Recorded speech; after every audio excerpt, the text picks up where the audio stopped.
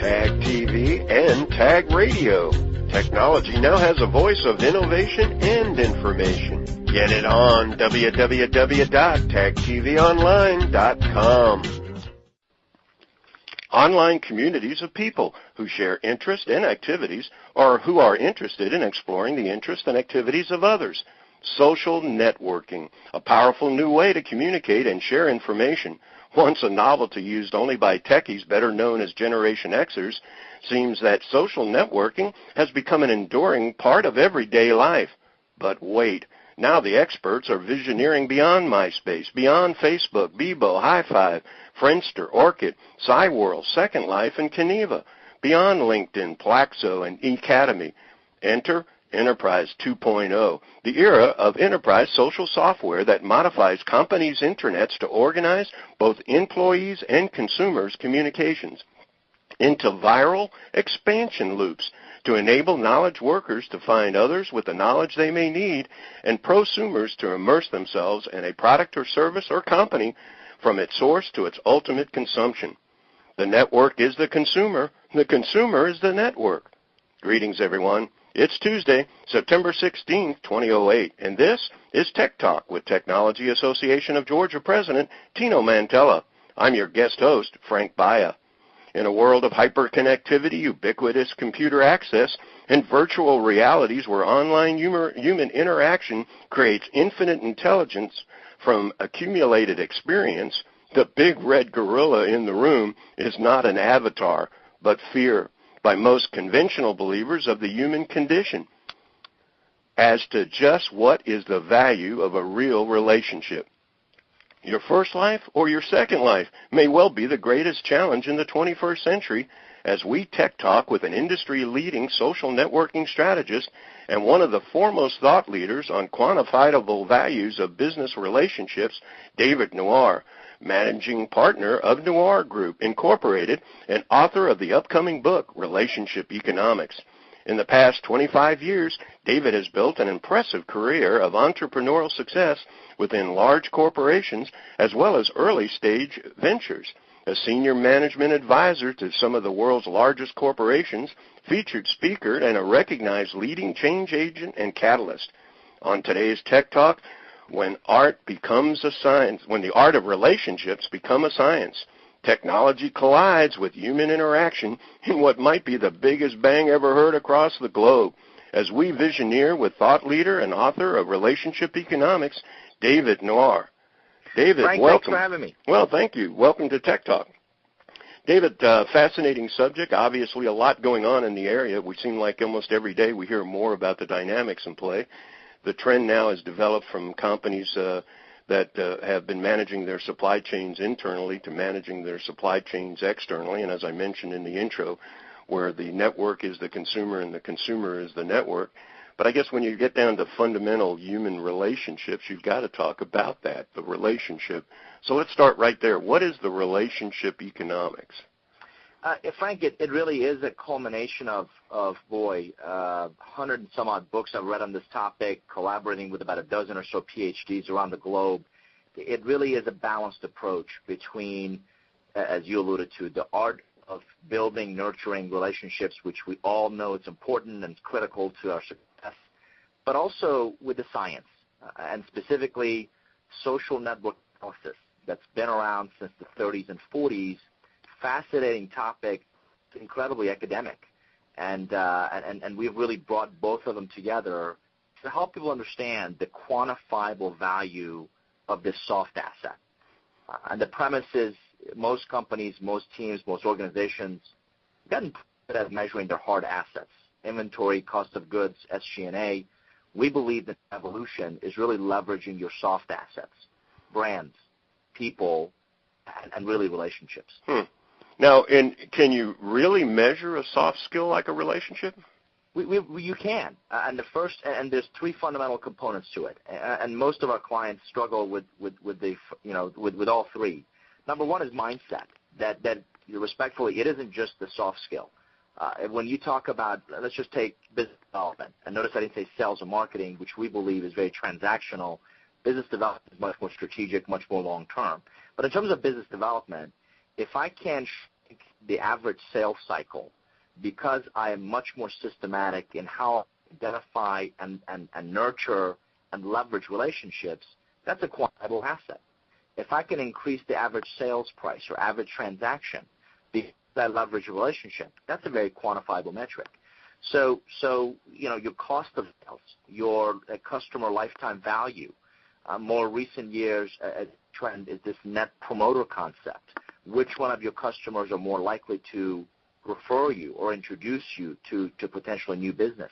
So in just the revenue generation engine alone, there are some very quantifiable metrics that we've identified relationships can have a very strong positive and sometimes very adverse effect on that outcome. I think most people kind of feel that relationships are, I guess you would say, personal, private, sincere. It isn't an issue necessarily of dollars and cents. Why would you want to put a dollar figure on a relationship? That's a great point. And it's critical to highlight that neither in the book or any of the work that we do with clients like KPMG and Deloitte and Siemens and the clients that we work with is that this isn't how to be more manipulative. We're not talking about, everybody you meet should have a dollar sign stamped on their forehead. Really? This is really, trying to reinvent, in the process of reinventing ROI. By that I mean ROI, as most of your listeners know, is return on investment. Well, we're getting individuals and teams and companies to think of ROI as return on influence. Think of ROI in terms of return on integration, return on impact, return on image, return on influence. Right? So not just clever eye terms, but quantifiably soft assets. Case in point is this whole idea of return on involvement. You've been getting involved. You've been attending the same industry functions for weeks and months and not, what do you have to show for it? What are you in a direct influence or an equity goal, which is described in the book? What's the return on your relationship investments? What's your return on being involved in this organization? Because unfortunately, a lot of people confuse vibration with forward motion. They confuse the coffee meetings and the lunch meetings and the quote-unquote networking functions, which are often busy work, as moving versus moving those key relationships forward along some continuum. Activity versus productivity kind of thing. And results. Again, what kind of return? And just, if I may, real quickly, there's three types of networkers or relationship builders. Givers, God bless Mother Teresa, right? They get something, there's something euphoric. They're altruistic in their giving. Well, most of us, unfortunately, can't purely give. We've got something called a mortgage, right? Second type are takers. Have you ever met this type where the only time they call is when they want something? Sure. All right, so they're takers. And then the third type is investors, which really believe that relationships are an investment. And like any other prudent investment strategy, you have to look for a return on that relationship investment. So the basic premise is none of us have the bandwidth to invest in everybody equally. So how do you prioritize which relationships you choose to invest in? One of the problems, or one of the discussions I had heard recently, David, is it actually goes back to an old 60s song by the Eurythmics, and it says something like, people want to be used and people want to use other people. And I think so much of what you're talking about has to do with trust, don't you? I mean, isn't it a case where you kind of have to open yourself up and know that part of this process is you will be used, and the other part of the process is that the people that are involved in social networking want to be used? So the answer is yes, and but with a caveat. I talk about never using someone, but really leveraging. Again, well, use, not abuse. No, I don't mean it from. I understand, but it's a clever term. But the whole point is, most people who understand you cannot make a $100 deposit and ask for a $1,000 withdrawal. Sure. Yet way too many people we know, ask for favors where they've never earned the right to do so. Good point. So absolutely consistent with pay it forward and everything else we've heard before. We're big believers of you have to make, we call them relationship currency deposits, right? Mm-hmm. You have to make quantifiable, impactful investments in key relationships you value, key relationships you care about. Again, you cannot afford to do this for everybody, so how do you prioritize? How do you, in a systematic approach, identify your most valuable, most relevant relationships to invest in? Well, but once you make, once you make that investment, you've got to be savvy enough to really think about, okay, what's a return on that investment? Okay, I was just going to say, before we get into the specifics of that, I got to ask you this. How did you come up with these concepts? That's a great question, Frank. It really is a culmination of 40-plus years. As many of your listeners may know, I'm originally from Iran. And I can, I think parts of this are very much in your DNA. I can remember it like it was yesterday. Dad, I think I was 5 or 6 years old. Dad, dragging me through bazaars of Iran on Fridays, running our errands. And like many fathers, I saw my dad get things done through relationships. Whether we needed a plumber at the house that day or access to an influential politician, Dad was masterful in this, what I called the favor economy. And so that was the very early stages. Then over my education, over my professional kind of career, I spent some time at a private equity firm and certainly a number of early stage companies as well as large ones. I've observed, and for the book we interviewed 1,000 managers, directors, and executives, and consistently it's seldom products and services that set successful people, successful teams, successful organizations apart from the competitive peers. It's their ability, and we've actually tracked this, it's their ability to systematically, not haphazard, not as an afterthought, but proactively and systematically identify, build, nurture, and leverage relationships to get things done. So we put the culmination together, like I said, combination of research in the market, combination of collaborating with some really brilliant, much smarter people than I am, but brilliant people in the industry that are really made this their careers, and that's the notion of the concepts we've come up with. Now, I mentioned in the intro about hyperconnectivity and ubiquitous computers, and we're obviously a much more wired economy than your dad's face-to-face reality in those bazaars and markets. Where and how are these concepts applicable today? It's a great question. There's 5 fundamental areas we've focused on, and we've seen, again, a quantifiable return on your relationship investments. Number 1 is business development. Again, strategic access to markets you cannot reach, you cannot be successful by yourself, or it would simply be cost prohibitive. I've been to Dubai 4 times this year. On one of the first trips, I interviewed a retired Marine major, and I asked them, what's the number 1 mistake most U.S. companies make when they come here? And his comment was point blank, they parachute in, right? They believe they can just fly in, parachute in, and get the work done, and they completely miss out on the fact that the rest of the world builds relationships first from which they do business. Unfortunately, as Americans, we're so focused on the business that if and only if the business part works, we'll think about the relationships, right? So number 1 is business development. Number 2 is really talent development. Really, how do we raise the bar from our current high performers to really help them push the envelope to reach high potential? Other areas such as strategy execution. How do we take great ideas and implement them in implementing really great ideas? It really is the relationship of those change agents. So those are just some examples of applications. But think about anything that is medium to long-term in duration. Think of anything that is complex in its nature and requires interactivity. And much more importantly, really consider business goals which you cannot achieve by yourself. You're going to need strategic relationships to really help implement. Well, and beyond the obvious takeaway as far as getting the results that you're looking for in terms of, say, marketing or sales of a product or service, what would be some of the other takeaways of implementing these kind of ideas?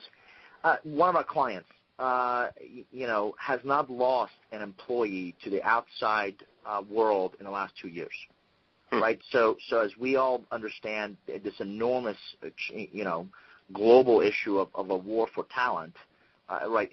The right kind of employee retention is a critical one, and really developing those employees. U.S. Department of Labor will tell you that, unfortunately, our current generation, by the time your employee is 38 years old, they've had 14 jobs. So the days of our parents where they would stay in the same job for 20, 30, 40 years are long gone. So really understanding how to align the corporate needs with that of the individual is a critical one. Other clients have reduced their cost of client acquisition.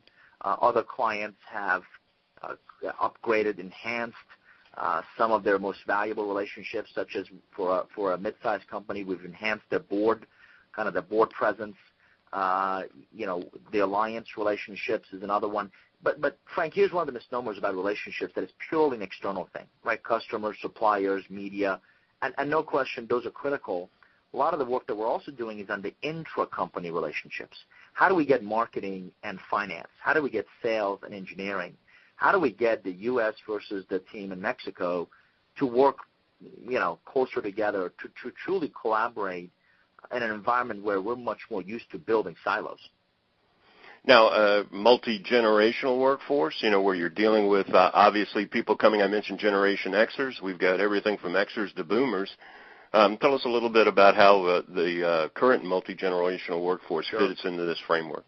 Sure. Beyond our geographical differences, beyond our geographical kind of distance, if you will, you also have the generations. So if you think of 4 generations at work today, the mature, the Boomers, the X, and the Y, it's been our experience that they learn very differently. They build relationships for very different purposes, very different times, and very different duration. And a case in point I often use is we recently brought a 19-year-old to join our team as a summer intern. I'm just going to call her Katie. Katie was more mature at 19 than a lot of 30-year-olds I've met. Number 2, on her second day on the job, she asked if she could have a second 21-inch screen. And sure, we gave it to her, but as I walked by her desk, at any given point, Katie's on 16 to 18 different blogs. She's on multiple social networking sites. She's texting as many of her, friends and classmates as she's using email. And it would be very easy to assume that Katie's playing. Well, Katie candidly got more done in the 2 months here with us than I've seen a lot of other people do in 6 months. And it's because they're wired very differently. They work very differently. They build, nurture, and leverage relationships very differently than we do. But the very same premise that our parents taught us of people dealing with people they know, they like, they trust, which you alluded to. Let me add one more. They respect is very real. The context perhaps has changed. Fascinating, because obviously, even the introduction of this kind of technology, or this kind of, I'm not sure you would call it a process, but environment into a private sector economy or into an enterprise, has got to get a little bit of kickback just from the different generations and the reactions to all of this stuff. Talk a little bit about how social networking tools like a LinkedIn or a Second Life fit in, and how some of the things you just talked about get implemented in an environment where you have so many different approaches towards the situation based on experience and age. Sure.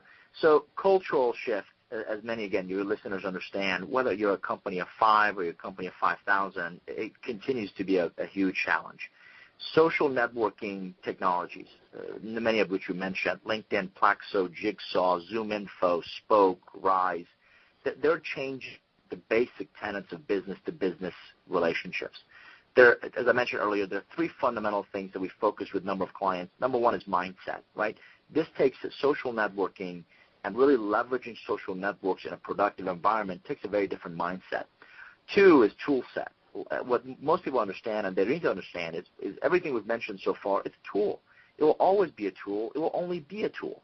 You still need to have a systematic process. You still need to have the right people engage in leveraging these tools for the ultimate productivity, efficiency, effectiveness you're after. The last one is a roadmap. So mindset, tool set, roadmap. Roadmap is where we're going, why does this matter? I would submit that a lot of, and we've researched 400 different social networking sites in 9 different categories, which business is one of them. But there's a lot of what's out there today, including, LinkedIn. My next article that'll be available in our next newsletter, the title is The Demise of LinkedIn. And it shocks most people because they're by far one of the most successful ones. They just recently raised another $53 million round, creating a market cap of $1 billion in this company. But if you think about it, there's some fundamental flawed approaches to this version 1 of a lot of what's out there. But again, certainly have come a long way, certainly continue to make a lot of great progress. But if you think of why people gather, they gather for content and they gather for community. And unless you create interesting, engaging content, which creates conversation, creates dialogue, you're not really going to build and nurture an ongoing, thriving community. And unless that community, other than handshakes, has some reason to come back, they're not going to. We're all, suffering from corporate relationship deficit disorder, right? We're all are busy. We're all are being pulled in a lot of different ways. We're all are being inundated with information overload. So a lot of the social networking sites and technologies, again, they create a handshake. You and I can connect on LinkedIn. You and I can share with permission our respective contacts. Many people are scratching their heads. Well, now what? Really? Now, what's the next evolution of that? And those are the answers that LinkedIn and frankly a lot of other ones they don't have. So a lot of Enterprise 2.0 is all about mass collaboration. Enterprise 2.0 really is all about overcoming geographic, functional, and project-based silos to get things done in a very near real-time, if not a real-time environment. It's Eastern philosophers say that the solution is simple. It's the implementation that's insane. Because I agree with everything that you're saying. It would be hard-pressed not to, only because I believe in a lot of the things that you're talking about, but so much of it is going to be an issue of implementation. Unfortunately, time is running out, and the subject is so great and so vast. Hopefully we'll have a chance to have you back again. But before you go, I've got to ask you, what do you see as a thought leader, the next generation of social networking? Sure, and we're actually doing some really interesting work with, as I mentioned, there's about a dozen or so global PhDs that are really taking the traditional social network analysis. And for your listeners, if you just get on Google and just type in social network analysis, you'll get a lot more than you bargained for. But it's a fascinating topic. It started in the 30s and 40s, as I said, in MIT labs. It's studying patterns of human interaction. Why do we engage some people and not others? What do we find in common? If you think of layman's terms as chemistry, well, it's a phenomenal and a fascinating approach to try to bring this science to practical applications. But if you think about concepts like lead generation, concepts such as upsell, cross-sell, concepts such as entering new markets, attracting very different kinds of talent. So there's a lot of very specific applications to this idea of social networking. As I mentioned, we believe the next generation of this, the 2.0 version, if you will, it really is going to encompass a mass collaborative environment. Why can't you and I work on the exact same Microsoft Word document at the exact same time? Why can't I invite my LinkedIn group to a conference on Second Life? How will I, the way we interact with computers. I was recently at a TED conference on the West Coast and saw a fascinating use of touchscreens and touchscreen technology. Mm-hmm. And imagine the idea of your iPhone size of a wall and being able to interact with different kinds of content by touch and building different buckets of your network and mapping your network in terms of their context and in terms of their relevancy to what you're trying to do.